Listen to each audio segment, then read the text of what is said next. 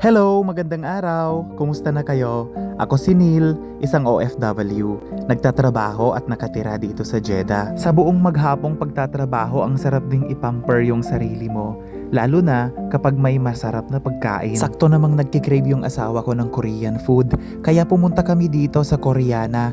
Isa sa mga paborito naming restaurant dito sa Jeddah. Sa totoo lang, parang kabuting nagsulputan din yung mga Korean at saka Chinese restaurant dito. Pero iba pa rin talaga yung timpla nila dito, napaka-legit. Oo nga pala, bago ko makalimutan, nasa new location na nga pala sila. Wala na sila doon sa old building. Ganito na yung itsura ng bago nilang restaurant. Napakalaki, napakaaliwalas. At meron pa rin naman silang maliit na store dito sa loob. Same pa rin naman yung mga staff dito, mababait pa rin. Medyo matagal na rin kasi kaming hindi nakakain ng ganito ni Jel. Since dalawa lang kami ni Jel, konti lang yung in-order namin.